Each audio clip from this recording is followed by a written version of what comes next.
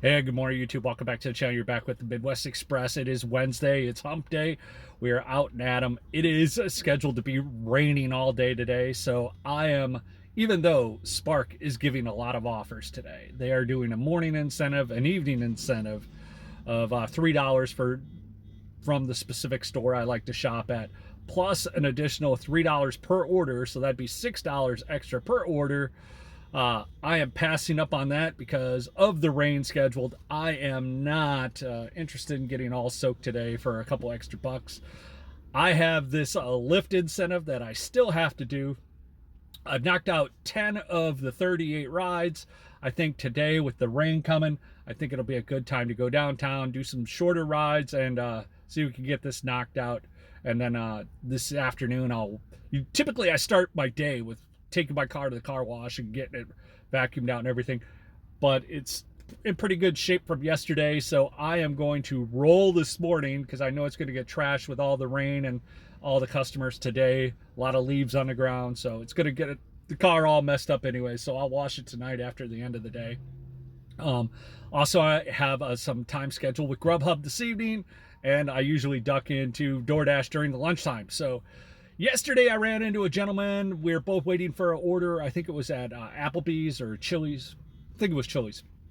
But we were both sitting there for a little while, and I just said, "So how long you been dashing?" He's been doing it a little while. Paul, if you're here, welcome to the channel. But he was telling me that he makes $15 to $20 an hour doing DoorDash. And I was like, I try to shoot for a little bit higher. And he's like, well, how are you doing that? I said, well, I just work the lunch rushes and the dinner times. I don't do. And he said, maybe I need to look at my numbers again, because I was explaining to him, like, between 1 and 4 o'clock in our city, there are not a lot of DoorDash orders out there right now. So you end up getting those small orders, and it really kills your statistics or overall numbers. He's like, well, what do you do between 1 and 4? I go, well, I go do Spark or I do rideshare. So I multi-app, guys. I am not, and if you are new to my channel, you'll realize that I am not a proponent for or against gig work. I think that it has a good value for people that kind of figure out how things work. But if you're starting out in gig work right now, it's a tough slog. It's now, if you want to do it just during the dinner rush, on the weekends, whatever, you could do it. You'll pay, $20, $25 an hour, a little bit more once you get more experience and kind of understand how to cherry pick and what stores to go to and whatnot. But this is tough. This could be a tough gig for some people. And yesterday's video, when I talked about Walmart's in-home delivery, and I said, hey, people might want to go do this. The reason why I mentioned that is, and most people, a lot of my subscribers are hardcore gig workers. They are not going back to a W-2 job. They left that world. They have no intention to go back to it. And I get that. But there are some new drivers that get into this and they think this is going to be easy or this is going to be great. And then they kind of see some of the pitfalls along the way. And I had another subscriber yesterday that said, John, I really like your channel.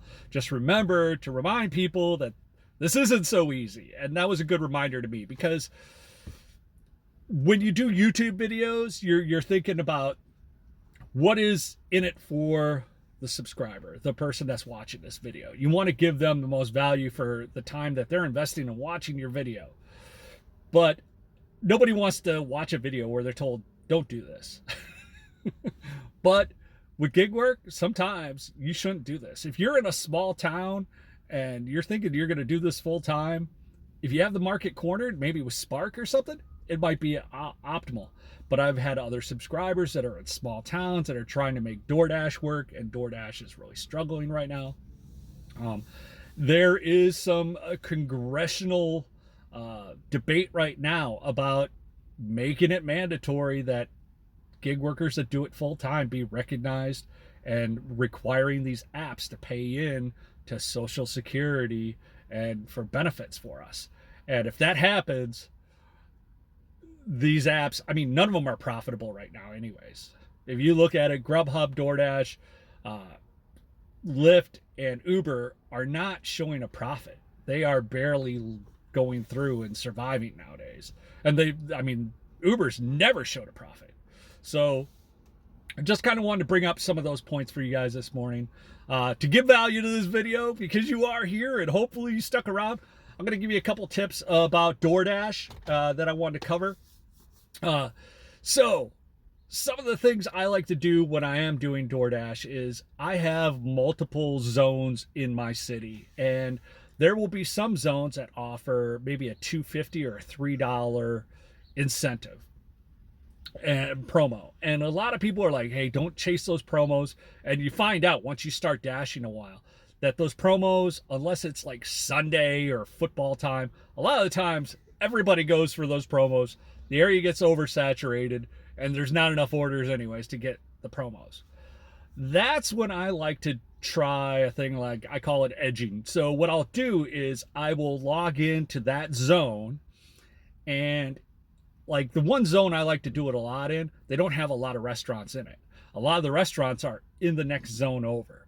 So I know that if I take to that zone and go to that area of restaurants in the next zone over, I will often get orders to go back into the zone and get the $2.50 or $3 incentive that goes along with it. So that's just one little tip there. Another one might be if you guys do a lot of DoorDash, and like here in the Midwest, we have Walgreens, and I do a lot of shop and delivers at Walgreens. So when I was dashing, I want to say about a year ago, I was doing a checkout and one of the cashiers was like, oh, do you want to put in your reward number? And my spouse has a reward number. And I was like, well, I go, no, I'm a dasher right now. It's not on my dime. And she's like, dashers do it all the time. And I'm like, they do? I was thinking, well, I don't know about that. So I didn't do it for the longest time. And then one day I just called Dasher support and I asked them, I was like, hey, what is up with these reward points at like grocery stores and Walgreens and CVS and all these things?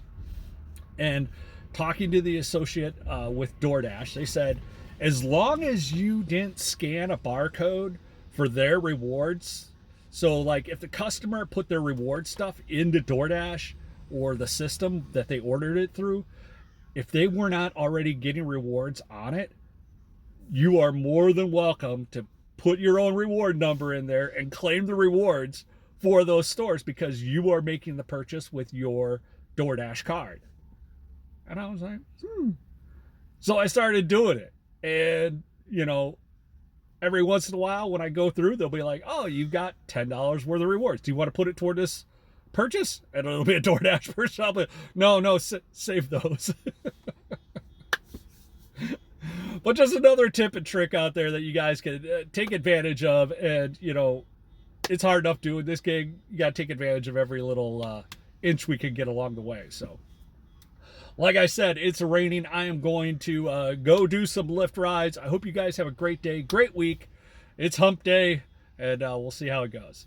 Like, subscribe, and we'll hit you on the next one.